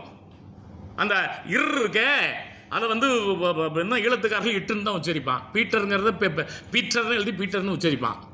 அங்கே டகரமாக அது ஒலிக்கப்படுகிறது. இங்கே நம்ம வந்து இந்த இடையினர் ரகரத்துக்கும் வல்லினர் ரகரத்துக்கும் வேறுபாடு இல்லாமல் ஒழிச்சுக்கிட்டு இருக்கோம்.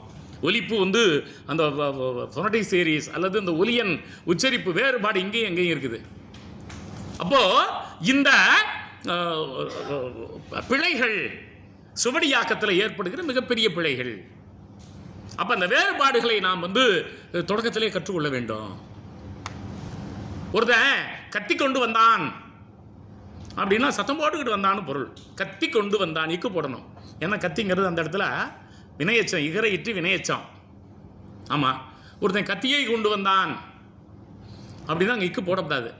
ஏன்னா அது 2ஆம் வேற்றுமை தொகை. அப்போ கத்தி கொண்டு வந்தான் அப்படின்னா அங்கே இக்கு போடலாம். அவன் வந்து ஒரு நைஃபை எடுத்துக்கிட்டு வந்தான்னு பொருள்.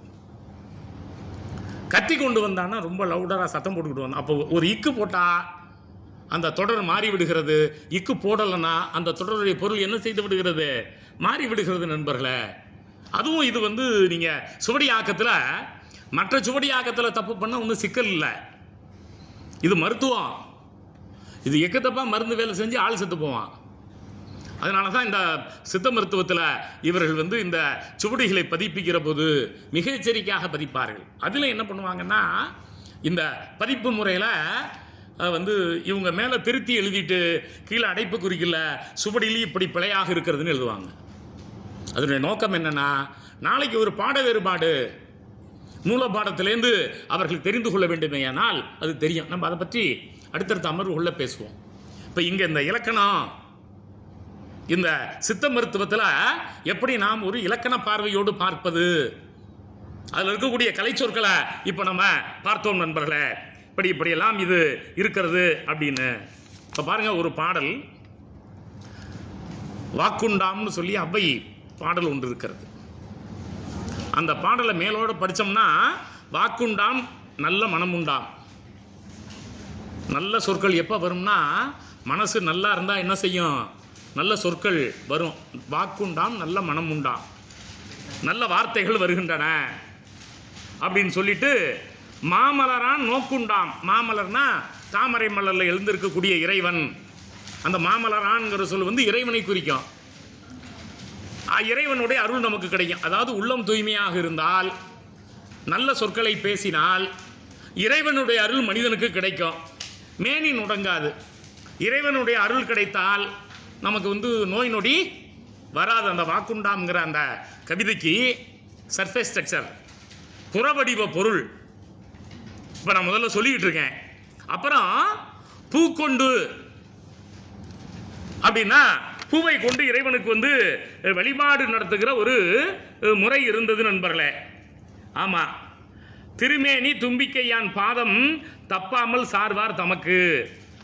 அதாவது இந்த பூவை கொண்டு வழிபாடு செய்பவர்கள் இருக்கிறார்களே, இந்த தும்பிக்கையுடைய விநாயகர் இருக்கிறானே, அவனுடைய திருப்பாதத்தில் இவர்கள் சேர்ந்தால் அவர்களுக்கு நோய் வராதுன்னு இந்த மேலோட்டமாக ஒரு வெளிப்பார்வைக்கு இந்த கவிதையில் பொருள் தெரிகிறது நண்பர்களே. இதே கவிதை வாக்குண்டாம் நல்ல மனம் உண்டாம், மாமலரான் நோக்குண்டாம், மேனி நுடங்காது, பூக்கொண்டு துப்பார் திருமேனி, தும்பி கையான் பாதம் தப்பாமல் சார்வார் தமக்கு அப்படிங்கிற பொருளுக்கு சித்த மருத்துவர்கள் என்ன மாதிரி பொருள் பார்க்கிறார்கள்? ஒரே கவிதை. இந்த கவிதையில் எப்படி ஒரு புதை பொருள், டீப் ஸ்ட்ரக்சர் இருக்குது, அந்த கவிதையில் எப்படி வந்து சித்த வைத்திய பொருள் இருக்கிறது அப்படின்னு நம்ம பார்க்குறோம் நண்பர்களே. அதில் பூக்கொண்டு அப்படிங்கிற சொல்லாட்சி நம்ம பார்த்தோம். அதாவது இறைவனுடைய திருமேனியிலே பூவை கொண்டு அர்ச்சனை செய்வதுங்கிற பொருள். இங்கே இவங்க என்ன சொல்கிறாங்க? பூக்கொண்டு அப்படின்னா அது தாமரை பூவை குறிக்கும். அதே போல் அங்கே திருமேனின்னு இருக்கு, இறைவனுடைய திருமேனி இல்லை, அது குப்பை மேனி இலையை குறிக்கும். அங்கே தும்பிங்கிற ஒரு சொல்லு இருக்குது, அந்த தும்பிங்கிற சொல்லும் கைங்கிற சொல்லையும் சேர்த்ததுனால தும்பிக்கைன்னு நீங்கள் சேர்த்துட்டீங்க. அப்படி அது பொருள் கொள்ளப்படாது. தும்பை செடியை குறிக்கும் தும்பி. கையான்கிற ஒரு சொல்லாட்சி வருகிறது, அதாவது மலரை கையால் வழிபாடு செய்கிறது நீங்கள் பொருள் சொல்றீங்க. கையான்னா கையாந்தர, கையாந்தரன்னா கரிசலாங்கண்ணி. அப்போ அந்த கவிதையை மீண்டும் ஒரு தடவை நம்ம படிக்கிறோம். பூக்கொண்டு துப்பார் திருமேனி, தும்பி கையான் பாதம் தப்பாமல் சார்வார் தமக்கு. அந்த கடைசி 2 வரியில மட்டுமே இந்த மருத்துவம் இருக்கிறது என்கிறார்கள் நண்பர்களே. சொல்லிவிட்டு என்ன சொல்றாங்க? அந்த பூக்கொண்டு தாமரை பூ இதழ்கள் 840, குப்பை மேனி இலை 700, தும்பை செடி இலை 540, கரிசலாங்கண்ணி இலை 300. பாதம் அப்படின்னா செருப்படைன்னு ஒரு மூலிகை இருக்கிறது. பாதம்னா கால்கள்னு மட்டும் பொருள் இல்லை, செருப்படை அப்படின்னு படர்ந்து இருக்கிற ஒரு கொடி இருக்கிறது. அந்த செருப்படைங்கிற அந்த கொடி இலைகள் 280. அப்போ ஒன்று எண்ணிக்கை இவங்க சொல்கிறாங்க. நிழலில் உலர்த்தி, தனித்தனியாக இடித்து, அப்புறம் ஒன்றாக்கி, சூரணமாக மாற்றி. எப்போவுமே இந்த சூரணம் செய்கிற போது நிழலில் உலர்த்தி உரலில் இடிப்பாங்க. அந்த நிழலில் உலர்த்தி இடிக்கிற போது அப்போ தாமரைப்பூ, குப்பமேனி, தும்ப, கரிசலாங்கண்ணி, இந்த செருப்படை இவற்றையெல்லாம் இடித்து நிழலில் உலர்த்தி இந்த மாதிரி 5 கிராம் காலையிலையும் சாயங்காலமும் கற்கண்டோட கலந்து நாம் சாப்பிட்டால் அப்படின்னு சொல்லிட்டு, வாக்குண்டாம் நல்ல பேச்சு வரும், நல்ல உச்சரிப்பு வரும், நல்ல உச்சரிப்பு திருந்தும், வாக்குண்டாம். அப்புறம் மனம் உண்டாம், மன வலிமை கிடைக்கும், மேனி நுடங்காது, நோய்வாய்ப்பட மாட்டாய். அப்ப நண்பர்களே, ஒரு பாடல் வாக்குண்டாம் நல்ல மனம் உண்டாம், மாமலரான் நோக்குண்டாம், மேனி நுடங்காது, பூக்கொண்டு துப்பார் திருமேனி, தும்பி கையான் பாதம் தப்பாமல் சார்வார் தமக்குன்னு கவிதை நண்பர்களே. இந்த கவிதையில இந்த புதை வடிவத்தில் நம்ம பார்க்கிற போது இது ஒரு சூரணத்தை குறிக்கக்கூடியதாக இருக்கிறது அப்படின்னு பார்க்குறோம். அதில் இந்த தேன் ஊரல்னு வேற ஒரு வார்த்தையை பயன்படுத்துகிறாங்க. அது என்ன தேன் ஊரல்ங்க அப்படின்னு கேட்டால், சுக்கு தேன் ஊரல், கடுக்காய் தேன் ஊரல் அப்படின்னெல்லாம் அந்த தேன் ஊரல்லையும் வேறுபாடு தர்றாங்க. எப்படிங்க? இந்த கடுக்காயை தூளாக ஆக்கி தேனிலே ஊற வைத்து அதுக்கு சுக்கு தேனூறு, கடுக்காய் தேனூறுன்னு பேரு. இந்த சுக்கு இருக்குதே அதன் மேல சுண்ணாம்பை தடவி காய வைத்து அந்த சுண்ணாம்பையும் அந்த சுக்கினுடைய தோலையை நீக்கிவிட்டு அந்த சுக்கை நறுக்கி காய வைத்து நுணுக்கி அந்த பவுடரை அந்த தூளை எடுத்து தேனில் ஊற வைத்தால் அதுக்கு சுக்கு தேரல் அப்படிங்கிறாங்க. அப்ப இந்த சுக்கு தேனூரல், கடுக்காய் தேனூரல், இஞ்சி தேனூரல், இதே போல இஞ்சி எடுத்து நறுக்கி தூளாக்கி நிழல்ல காய வச்சு அதை தேன்ல, அப்ப இந்த இஞ்சி தேனூரல், கடுக்காய் தேனூரல், சுக்கு தேனூரல், அதே போல கற்கண்டு தேனூரல், கற்கண்டை, இதுலெல்லாம் இந்த மேற்கண்ட இந்த மூலிகைகள் இருக்கின்றனவே. இந்த சூரணத்தை, எந்த சூரணம்?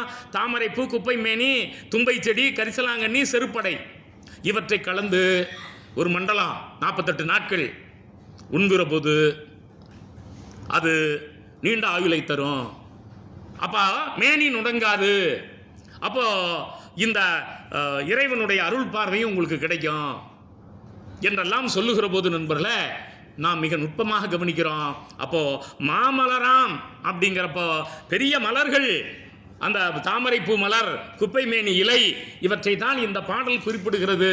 இது ஒரு மிகச்சிறந்த சித்த மருத்துவ பாடல் என்று இதற்கு ஒரு சித்த மருத்துவ பொருள் எழுதுகிற போது, அப்போ ஒரு பொதுவாக இருக்கக்கூடிய ஒரு நீதி நூல், அந்த நீதி நூல் பாடலில் புதைந்து கிடக்கிற அல்லது குறிப்பு மொழியாக அல்லது குழு குறியாக அல்லது சித்த மருத்துவ மொழியில அதை படிக்கிற போது, அப்ப சொற்கள் மட்டும் இல்ல, சிண்டாட்டிக்கல் தியரி, தொடரியல் பார்வையும் இந்த சித்த வைத்தியத்தில் இருக்கிறது. அந்த தொடருக்கு வாக்குண்டாம் அப்படிங்கிறதுக்கும் மேனி நுடங்காது என்பதற்கும் உடம்புக்கு நோய் வராது என்கிற அந்த நிலையில, அப்போ இந்த மாமலரான் என்பதற்கும் இவர்கள் இந்த மாதிரி ஒரு நுட்பமான விளக்கங்களை சொல்வதை நாம கவனிக்கிறோம் நண்பர்களே. அப்போ இந்த சித்த மருத்துவ நூல்கள் அதற்கான கலைச்சொற்களோடு நுட்பமாக விளக்கத்தோடு பார்க்கப்படுகின்ற பார்வையை நாம பார்க்கிறோம்.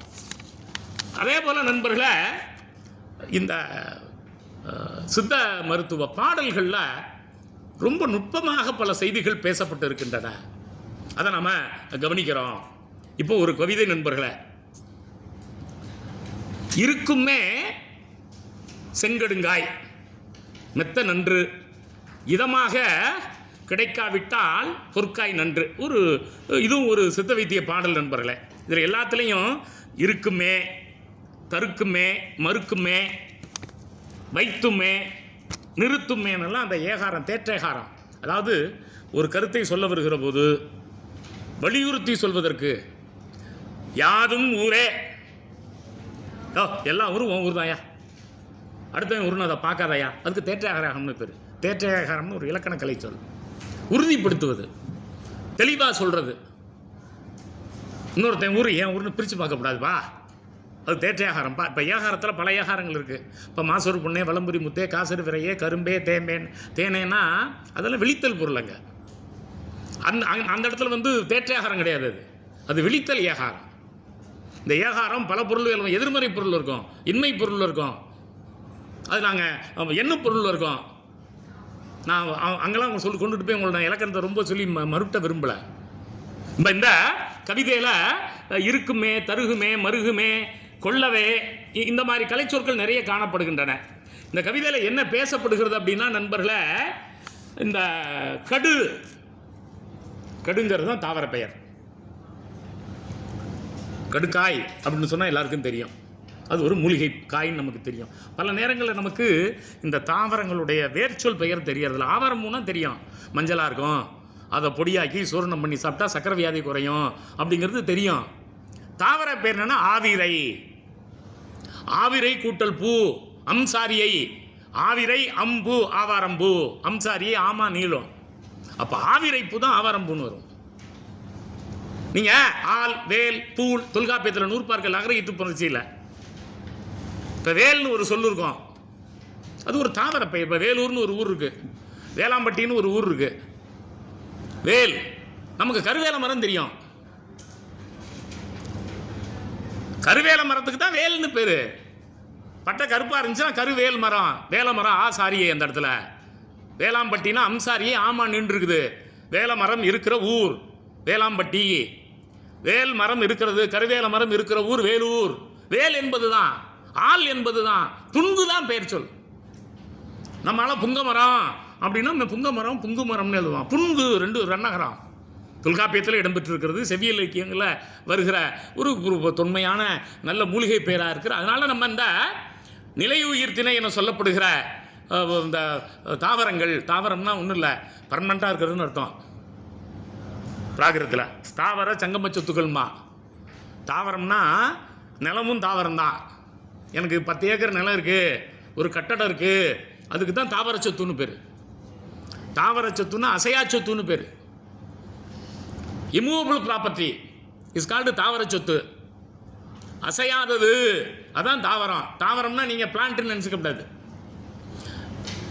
பிளான்ட் அசையாமல் இருக்கிறதுனால அதுக்கு பேர் என்னன்னு வந்துச்சு, தாவரம்னு வந்துச்சு. சங்கமம் அப்படின்னா ஒரு இடத்துலேருந்து இன்னொரு இடத்துக்கு மூவ் ஆகிறதுன்னு அர்த்தம். சங்கம சொத்து 2 பசுமாடு இருக்கு, 10 பவுன் வீட்டில் இருக்கு, ஒரு 2 வீலர் இருக்குது, ஒரு கம்ப்யூட்டர் இருக்குது, அதெல்லாம் என்ன சொத்து? சங்கம சொத்து. பத்திரம் எழுதுறப்ப எனக்கு உரிமையாக இருக்கக்கூடிய இந்த தாவர சங்கம சொத்துக்களை நான் இந்த மகனுக்கு எழுதி வைக்கிறேன் அப்படின்னா, வீட்டில் இருக்க மரத்தை தான் நம்மால் தப்பா எழுதி வச்சிருக்காரு போட்டிருக்கு, நிலத்தை எழுதி வைக்கல, வீட்டை எழுதி வைக்கலன்னு நினச்சிடக்கூடாது. வீடு நிலம் எல்லாமே என்ன சொத்து தான்? தாவர சொத்து தான். ஆமாம், நாங்கள் தமிழில் ஓரறிவு உயிர்ம்போம். ஏன் ஓரறிவு உயிர்னா தாவரத்துக்கு எத்தனை அறிவு தான் இருக்கு? தொடுதல் அறிவு இருக்கு. ஆமாம், இந்த சிதலுக்கெல்லாம் 2வது அறிவு சுவைத்தல் அறிவு இருக்கு. அதனால் அது எத்தனை அறிவு? ஈரறிவு. நுகர்தல் இருந்தால் எத்தனை? பார்த்தல் இருந்தா, கேட்டல் இருந்தா, பகுத்தறிதல் இருந்தா 6. பசுமாடு, நாய், ஆடு இதுக்கெல்லாம் 5 அறிவு இருக்குது. அதனால தான் அதை என்னன்னு சொல்கிறோம்? விலங்குகள்னு சொல்கிறோம். வண்டுகளுக்கு 3க்கு மேலே இல்லை, அது சில உயிரினங்களுக்கு 4. அதெல்லாம் தொல்காப்பியத்தில் ஒன்றறிவதுவே, உற்றறிவதுவே, 2 அறிவதுவே, அதனோட நாவே படிச்சிருப்பீங்க. நீங்கள் இந்த உயிர்களினுடைய பாகுபாடை பற்றி நீங்கள் படிச்சிருப்பீங்க. அப்போது இந்த வேல், இந்த ஆள், தூள். தமிழ்நாட்டில் பூலாம்பட்டி, பூலாம்பாடி. நீங்கள் மாட்டுக்கு, பொங்க மாட்டுக்கு பூலாம்பு கட்டுவான், வெள்ளையாக இருக்கும். அந்த மாடு ஜல்லிக்கட்டுக்கு விடுறப்ப, ஊரில் அவுத்து விடுறப்போ பூலுங்கிறது ஒரு நல்ல தாவரம், மிகச்சிறந்த மூலிகை. ஏன்னா அதை பற்றிலாம் பல இடங்களில் வருகிறது நண்பர்களே. நீங்கள் இந்த இடப்பெயர்கள், ஊர் பெயர்களை பார்த்தீங்கன்னாவே ஒரு 30 விழுக்காட்டுக்கு மேலே தாவர பெயர்கள் தான் இருக்கும். பல நேரங்களில் அப்படி ஒரு தாவரம் இருக்குதானே நமக்கு தெரியாது. ஏன் அடையாறுன்னு இருக்கும், அடைப்பை, அடைக்காய்னு சொல்லு இருக்குது தமிழில். அடைப்பைனா வெத்தலைப்பாக்கு பைக்கு என்னன்னு பேர்? அடைப்பைன்னு பேர். வெத்தலைப்பாக்கு பாக்குக்கு பேர் என்ன காய்னு பேர்? அடைக்காய். அடைனா இலைன்னு அர்த்தம். மூலிகைங்கிற பொருளாக தான் அடை இருக்குது. ஒரு ஆற்றுல நிறையா என்ன சேர்ந்துக்கிட்டு இருந்திருக்கும், இலை தலை அல்லது பாசாம் பூந்துருக்கும், இலை இருந்திருக்கும். அதனால் அதுக்கு என்ன ஆறுன்னு பேர் வந்திருக்கும்? அடையாறுன்னு பேர் வந்திருக்கும். இவனுக்கு அடைனா இலைங்கிற பொருளே இல்லாமல் போய்விட்டது நண்பர்களே. அதனால தான் பாசடைங்கிறான், பசுமை கூட்டல் அடை. இலைனாவே பச்சையாக தான் இருக்கும். நல்ல ஒரு தாவர பெயர், தாவர கிளை பெயர், சினை பெயர், தாவரத்திற்குரிய உறுப்புடைய பெயர். சினை பெயர்னா ஒன்றும் இல்லை, ஒரு பெரிய பொருள் இருக்கும், முதல் இருக்கும், அதுக்கு உறுப்பு இருந்துச்சுன்னா அதை என்ன பெயர்னு சொல்லுவோம்? சினைப்பெயர்னு சொல்லுவோம். நண்பர்களே, அப்போ நீங்கள் மூலிகை என்பதே இலைதலைகளை மட்டும் குறிக்கிற போது அது ஒரு சினைப்பெயராக இருக்கிறது. அந்த மரத்தை குறிக்கிற போது அது ஒரு முதற் பெயராக இருக்கிறது. அப்போ நாம் இந்த சித்த மருத்துவத்தில் ஒரு இலக்கண கண்ணாடியை பார்த்து கொண்டு பார்க்கணும். அந்த இலக்கண கண்ணாடியை போட்டுக்கொண்டு பார்க்கிற போது இலக்கியத்திலேயே நமக்கு பல புதுமைகள், பொருள் புரிகிற தன்மைகள், இந்த மார்ஃபாலஜிக்கல் தியரிஸ், இந்த சொல் அல்லது உருவங்களில் இருக்கக்கூடிய பொருண்மைகள், சிண்டாட்டிக்கல் தியரிஸ், இந்த தொடர்களில் இருக்கக்கூடிய புதுமைகள், இதெல்லாம் இந்த சித்த வைத்திய கண்ணாடியை பார்த்துக்கொண்டு செய்யுளை பார்ப்பது, இலக்கண கண்ணாடியை போட்டுக்கொண்டு சித்த வைத்திய இலக்கியத்தை பார்ப்பது, சித்த வைத்திய இலக்கிய கலை சொற்களை பார்ப்பது. அப்போ உங்களுக்கு இலக்கணம் தெரியணும், சித்த வைத்திய நூல்களை படிக்க தெரியணும், சித்த வைத்திய ஏடுகள் அதுவும் நீங்கள் காலந்தோறும் பார்த்தீங்கன்னா ரொம்ப வினோதமாக இருக்கும். நீங்கள் ஒரு 1800க்கு முன்னால் போய் ஏடுகள் எடுத்து பார்த்தீங்கன்னா தமிழ் எண்கள் தான் இருக்கும். எத்தனை பேருக்கு தமிழ் எண்கள் எழுத தெரியும்? ஏப்பா பரவாயில்லையே, மகிழ்ச்சியாக இருக்குது. அப்போ இந்த காணா, ஊனா, ஞானா தெரியும் உங்களுக்கு, அதெல்லாம் எழுதிடுவீங்க. 10க்கு என்ன எழுதுவீங்க? யா. 100க்கு பரவாயில்ல, ரொம்ப மகிழ்ச்சியாக இருக்குது. 1000க்கு தா போட்டு கீழே இழுத்த மாதிரி 1000. கோடிக்கு 100,000 தான் கோடி. அது மாதிரி 1000 100,000 லட்சம். 2 100 போட்டு ஒரு 1000 போட்டால் கோடி. 3 எழுத்தில் முடிச்சிடலாம். இது நீங்கள் இத்த இலக்கணங்கள்லாம் தேவை இல்லை. அதே போல் நீங்கள் தமிழ் இதை பற்றி விளக்கமாக படிக்கணும்னா யாழ் நூல்னு ஒரு நூல் இருக்குது, அதுவும் பிடிஎஃப்ல கிடைக்குது. யாழ் நூல் விபுலானந்த அடிகள் எழுதியது யாழ் நூல். அவர் இந்த தமிழில் நாங்கள் வந்து ஐ அம் அல்லுன்னு தொல்காப்பியத்தில் சொல்லுவோம். தாமரை, ஆம்பல், சங்கம் இவையெல்லாம் பேரெண்கள்னு சொல்லுவோம். அவர் அதை எடுத்து வச்சுக்கிட்டு என்ன பண்ணுவார், அது எத்தனை ஸ்தானத்தில் இருக்குது அப்படிங்கிறதெல்லாம் பேசுவார். நம்ம அடுத்தடுத்த அமர்வுகள் அதை இன்னும் கொஞ்சம் விளக்கமாக பேசுவோம் நண்பர்களே. சார், இப்போது இந்த இலக்கண கலைச்சொற்கள் பார்வையிலே நாம் இங்கே ஒவ்வொன்றையும் பார்க்கிறோம். அப்படி பார்க்கிற போது மிக நுட்பமாக இந்த சித்த வைத்தியத்தை நாம் கவனிக்கிற போது சுவடியாக்கத்திலையும் சரி, அதை படிக்கிற போதும் சரி, எழுதுகிற போதும் சரி ஏற்படுகிற பிழைகள். சுவடியை படித்தேன் இப்போ போடணும், சுவடி படித்தேன் போடக்கூடாது. ஏன் சுவடி படித்தேன் எழுதப்படாது, சுவடியை படித்தேன் இப்போ போடணும்னா, சுவடிங்கிறது அந்த இடத்துல வந்து முதல்ல இருக்கக்கூடிய சொல்லா இருக்கு. சுவடியை படித்தேன் அப்படிங்கிறப்ப 2ஆம் வேற்றுமை விரி. 2ஆம் வேற்றுமை விரியில் கசதப மிகும். 2ஆம் வேற்றுமை விரியில் புத்தகத்தை படித்தேன், வீட்டுக்கு சென்றேன். 4ஆம் வேற்றுமை விரி. கல்லூரிக்கு சென்றேன், வகுப்புக்கு சென்றேன், பாடத்தை படித்தேன், புத்தகத்தை படித்தேன். எதா இருந்தாலும் சரி, பத்திரிகையை படித்தேன், எதா இருந்தாலும் சரி, வடையை சுட்டேன், எதா இருந்தாலும் சரி. அப்போ 2ஆம் வேற்றுமை விரியிலும் 4ஆம் வேற்றுமை விரியிலும் 7ஆம் வேற்றுமை விரி. காட்டிடை சென்றேன், இடப்பொருண்மை, அங்கே லொக்கேட்டிவ் கேஸ். 7th கேஸ் லொக்கேட்டிவ் கேஸ் வருகிற போது காட்டிடை சென்றேன் அப்படிங்கிறப்பவும் இந்த 3 இடத்துலையும் கசதப்ப மிகும். இப்போ தண்ணீர் குடித்தேன் மிகாது, வெந்நீர் குடித்தேன் மிகாது, மூலிகை நீர் குடித்தேன் மிகாது. ஏன்னா அது 2ஆம் வேற்றுமை தொகை. 2ஆம் வேற்றுமை தொகையில் மிகாது. இப்போ நீர் தேக்கம் மிகும். ஏன்னா ஏன் சார் நீர் குடித்தேன் மிகாது, நீர் தேக்கம் ஏன் சார்? நீரை தேக்கி வைத்துள்ள தேக்கம். 2ஆம் வேற்றுமை உருவும் பயனும் உடன்தக்க தொகை. அப்போ அடிப்படையில் ஒன்றை புரிந்து கொள்ள வேண்டும். நீங்கள் பணுவலாக்கம் செய்கிற போது தொகைநிலை தொடர்களில் மிகாது, உருவும் பயனும் உடன்தக்க தொகையில் மிகும். இந்த உருவும் பயனும் உடன்தொக்க தொகைனா எப்படி கண்டுபிடிக்கிறது?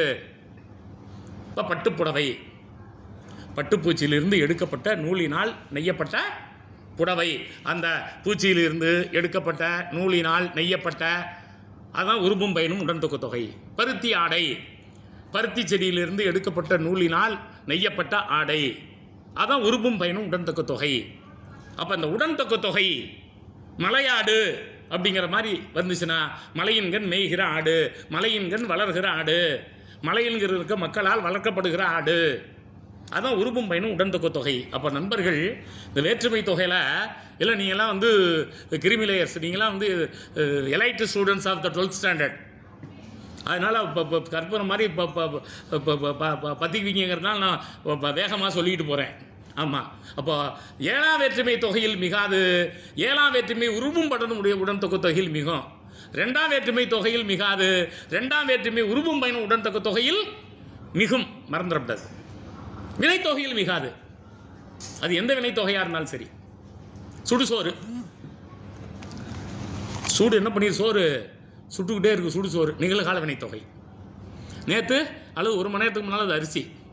இறந்த காலத்தில் சுடுசோறு இருக்க, எதிர்காலத்தையும் இருக்க முடியாது. கொஞ்ச நேரத்தில் என்ன செஞ்சிடும், அது ஆறி போயிடும். அதனால நிகழ்கால வினைத்தொகை. எரிவிறகு, எரிய போகிற விறகு, எரிஞ்சிருந்தா கறி, எரிஞ்சிட்டு இருந்தால் நெருப்பு, அப்போ எதிர்கால வினைத்தொகை. அங்கேயும் கசதப்ப மிகாது. ஆமாம். அதே போல் வந்து இறந்த கால வினைத்தொகை வெட்டாறு. ஊறுகாய் வந்து முக்கால வினைத்தொகை. நமக்கு ஊறுகாய் மட்டும்தான் தெரியும். ஊறுகாய் வந்து முக்கால வினைத்தொகை. நேற்று எண்ணெயிலையும் உப்புலையும் ஊறிச்சு, இன்றைக்கும் எண்ணெயிலையும் உப்புலையும் ஊறிச்சு. எண்ணெயிலையும் உப்புலையும் ஊறலைன்னா அது என்ன பண்ணாது, வீணாக போயிடும். நாளைக்கும் அது என்ன பண்ணிக்கிட்டு இருக்கணும், ஊறிக்கிட்டு இருக்கணும். அது முக்கால வினைத்தொகை. எந்த வினைத்தொகையிலையும் கசதப்ப. இப்போ சுடுகாடு, அது இறந்த காலம், நிகழ்காலம், எதிர்காலம். சுடுகாடுன்னு சொல்ல மாட்டோம், ஏன்னா அது வினைத்தொகை. வினைத்தொகைனா என்ன சார்? முன்னால் வெர்பல் ரூட் இருக்கும், அடுத்தது நவுன் இருக்கும். ஒரு காம்பவுண்ட் ஃபார்ம், ஒரு கட்டுருபன், ஒரு காம்பவுண்ட் ஃபார்மில் முன்னால் வெர்பல் ரூட்டும் அப்புறம் நவுனும் இருந்துச்சுன்னா தட் இஸ் கால்டு வினைத்தொகை.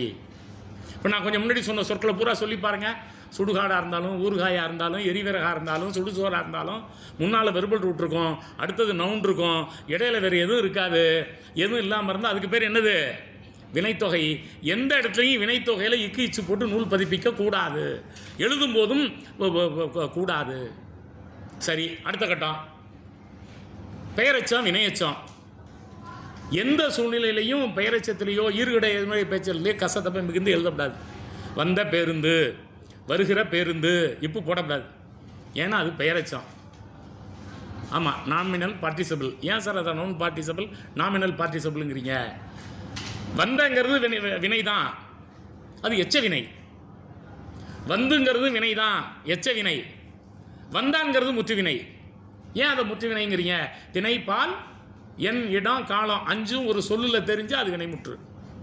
வந்தான்னா அன்பால், வந்தான்னா உயர்வினை, வந்தான்னா பாஸ்டன்ஸு, வந்தான்னா third person, not first person or second person, வந்தான்னா இறந்த காலம். அப்போ அங்கே டைம் தெரியுது, அதில் அஞ்சும் தெரியும். அஞ்சும் தெரிஞ்சு வினை முற்று பெற்றிருந்தால் அது வினைமுற்று. திணை, பால், எண், இடம், காலம் ஐந்தும் வெளிப்பட தெரிந்து வினை முற்று பெற்றிருந்தால் அது வினைமுற்று எனப்படும். வந்த அப்படிங்கிறதுல காலம் மட்டும்தான் இருக்கு, வெர்பல் ரூட் இருக்கு, வா, அதில் சிக்கல் இல்லை. வந்த மாடா, வந்த பேருந்தா, வந்த மாணவனா, வந்த மலையா, வந்த எது இல்லை, அதுக்கு தான் என்ஜினிட்டல்னு பேர். What is the meaning of என்ஜினிட்டல்? நான் ஃபினிஷ்டு அல்லது அன்ஃபினிஷ்டு. அந்த நான் ஃபினிஷ்டு வேர்டு இருக்குதே, அதுக்கு தான் எச்சம்னு பேர். இது நவுனை கொண்டு முடியுது. வந்த மலை, வந்த பேருந்து, வந்த மனிதன், வந்த ஆடு, வந்த மாடு, எதா இருந்தாலும் சரி நவுன். அப்போ ஒரு எச்சவினை பெயர் சொல்லை கொண்டு முடிந்தால் அது பெயரெச்சம். ஒரு எச்சவினை பெயர் சொல்லை கொண்டு முடிந்தால் பெயரெச்சம். பெயரெச்சத்தில் கசத்தப்ப மிகாது. அப்போ நீங்கள் பணுவலாக்கம் செய்கிற போது, பெயரெச்சம் வருகிற போது அங்கே கசதப்ப மிக்கு எழுதுதல் கூடாது. மிக்கு எழுதுனா அது அந்த sentence is not grammatically correct. நீங்கள் சுவடியில் அப்படி எழுதியிருக்க மாட்டாங்க. இங்கே நான் ஒரு 10 நான் பார்த்தேன், நீங்கிறதே வேற என்னமோ போட்டு எழுதியிருக்காங்க. இப்போ ரன்னகரத்துக்கு டன்னகரம் போட்டு எழுதுறாங்க. அதெல்லாம் நீங்கள் அப்படியே பதிப்பிச்சுட்டு அல்லது திருத்தி பதிப்பிச்சுட்டு கீழே ஒரு மேலே ஒரு 1, 2, 3ன்னு போட்டுட்டு கீழே என்ன பண்ணணும்? இது சுவடிகள் இப்படி இருக்கிறதுன்னு எழுதணும். அதுதான் சுவடியை பதிப்பிக்கிற முறை. அதுக்கு உங்களுக்கு இலக்கணம் தெரியணும். இது பேரெச்ச தொடர், இங்கே கசதப்ப வினையச்ச தொடர். இப்போ கேட்டு பார்த்தேன் மிகும், என்ன கேட்டு வினையச்சம். ஓர் எச்ச வினை வினைமுற்றை கொண்டு முடிந்தால் வினையச்சம். ஒரு எச்ச வினை வினைமுற்றை கொண்டு முடிந்தால் வினையச்சம். பேசி பார்த்தேன், படித்து பார்த்தேன், கூறி சென்றார், ஆடி சென்றால், திட்டி சென்றார், பார்த்து பேசினார், எதா இருந்தாலும் சரி. அப்போ ஒரு எச்ச வினை ஒரு வினைமுற்றை கொண்டு முடிகிற போது அது வினையச்ச தொடர், அகரையிற்று வினையச்ச தொடர், உகரையிற்று வினையச்ச தொடர். செய்ய சொன்னார் கசதப்ப மிகும். அதில் மென்றொடர் குட்டியல் உகரத்தில் உயிர்த்தொடர் குட்டியல் உகரத்தை மிகாது. இப்போ வந்து சென்றார்னா மிகாது. ஏன் வந்து சென்றார் மிகாதுன்னா, வந்துங்கிறது மென்றொடர் குட்டியல் உகரம். ஷார்ட் அண்ட் ஊ, வந்துல இருக்கக்கூடிய தூ, அது என்ன ஷார்ட் அண்ட் ஊ? ஊவில் 2 ஊ இருக்குது. ஒன்று முற்றியல் உகரம், ஒன்று குற்றியல் உகரம். ஒரு மாத்திரை ஒழித்தால் அது முற்றியல் உகரம், அரை மாத்திரை ஒழித்தால் அது குற்றியல் உகரம். குற்றியல் உகரம் ஒன்றும் இல்லை, கசட தவற குசுட்டு துப்புரு சொல்லுனுடைய கடைசியில் இருக்கும். இப்போ பார்த்து இத்து இருக்குது, வென்றொரு குட்டியில் உகரம். நுங்கு இங்கு இருக்குது, குரங்கு இங்கு இருக்குது, வென்றொரு குட்டியில் உகரம். சால்பு மார்பு இல்லு இரு இருக்குது, இடைத்தொடர் குட்டியில் உகரம். மாடு நெடில் எழுத்து, தேடு நெடில் எழுத்து, ஓடு நெடில் எழுத்து, நெடில் தொடர் குட்டியில் உகரம். அப்போ குசுடு துபுர் இருக்கணும், நெடில் எழுத்து இருந்தால் நெடில் தொடர் குட்டியில் உகரம். இப்போ வரகு, பயிறு, வயிறு உயிர் தொடர் குட்டியில் உகரம். குசுடுத்து இருக்கணும். அதுக்கு முன்னால் அந்த வயிறு பயிருங்கிறதுல இருக்கக்கூடிய உயிர்மை எழுத்து இருந்தாலும் அது உயிர் தொடர் குட்டியில் வரும்னு சொல்கிறாங்க. சார் இப்போ விடு எடுலாமா சார்? குறில் எழுத்தை எடுத்து குசுடுத்து போர் வராது. குறில் எழுத்தை எடுத்து குசுடுத்து போர் வந்தால் அது முற்றியல் உகரமே. அதுக்கு ஒரு மாத்திரை தன்மை தான். ஆமாம். இப்போ பசுவை கட்டினான், மாட்டை கட்டினான்.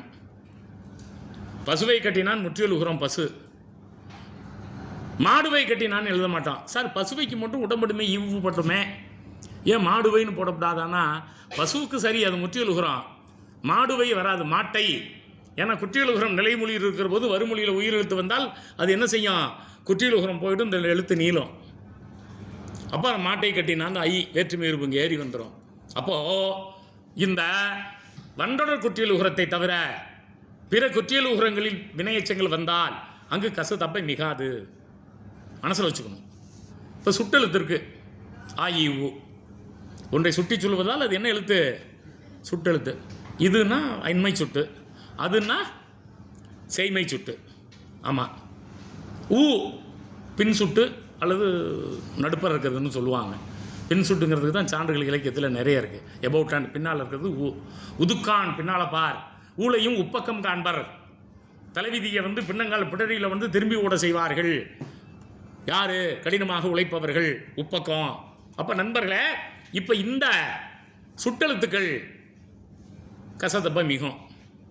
இடப்பெயரில் வந்தால் மிகும், காலப்பெயரில் வந்தால் மிகாது. கொஞ்சம் புரிகிற மாதிரி சொல்லுங்கள் சார். நேற்று பார்த்தேன் மிகாது, இன்று காண்கிறேன் மிகாது. நேற்று, இன்று, என்று அந்த காலப்பொருளில் இந்த வினா எழுத்தும் சுட்டெழுத்தும் வருகிற போது மிகாது. இடப்பெயரில் வரும். இங்கு கண்டேன், அங்கு கண்டேன், எங்கு சென்றார். அப்போது லொக்கேட்டிவ் மீனிங். இடப்பெயர்களில் வருகிற போது மிகும், காலப்பெயரில் வருகிற போது மிகாது. சுட்டெழுத்து நீங்கள் பதிலி பெயர் தான், ப்ரோனவுன் தான். ப்ரோனவுன் நிறைய தமிழ்லேயே நிறைய இருக்குது. தமிழில் இருக்கக்கூடிய சுட்டெழுத்து மட்டும் ப்ரோனவுன் இல்லை, பதிலி பெயர் நிறைய இருக்குது. அதில் சுட்டெழுத்து ஒரு பதிலி பெயர். இது இடப்பொருண்மை குறிக்கும் போது கசதப்பை மிகும், காலப்பொருண்மை குறிக்கிற போது கசதப்பை என்ன செய்யாது? மிகாது. இப்படித்தான் நண்பர்களே நாம் இவற்றை புரிந்து கொள்ள வேண்டும். ஆமாம். அப்படி, இப்படி, எப்படி இகரத்தில் வரும்போது மிகும். ஒன்றும் இல்லையும் வெளித்தொடரில் மிகாது. அப்போ வெளித்தொடரில் கந்தா கேள், முருகா பார் மிகாது. ஏன்னா உங்களுதுல இந்த சித்த இலக்கியங்களை பார்த்தீங்கன்னா அடா இந்த வெளித்தொடர்கள் நிறைய இருக்குது. சித்த மருத்துவ இலக்கியங்கள் நானும் ஒரு 40-50 புத்தகங்களை எடுத்து போட்டு பிரட்டினேன். ஏன்னா இது எனக்கு சுத்தமாக சம்மந்தமே இல்லாத ஃபீல்டு. என்னுடைய ஃபீல்டு கிராமர் லிங்குவிஸ்டிக்ஸ் தான். இலக்கணம் மொழியல் தான் எனக்கு தெரியும். 15 நாளாக ஐயா சொன்னதுக்கப்புறம் இது நம்ம போய் அதுவும் மருத்துவர்கள்ட்ட பேசுகிறோம். எல்லாம் சித்த மருத்துவர்கள், அவங்கள்ட்ட போய் ஏதாவது எக்குத்தப்போ உளறிட்டோம்னா போச்சு அப்படின்னு நிறைய எடுத்து பிரட்டினப்போ நிறைய வெளித்தொடர்களை பார்க்கிறேன் நண்பர்களே. அதனால் நண்பர்கள் இந்த மாதிரியான இலக்கண தொடர்களை எழுதுகிற போது உங்களுக்கு நுட்பமாக இருக்கும். அதை கவனத்தில் கொள்வது நல்லது. மிக்க மகிழ்ச்சி. நன்றி.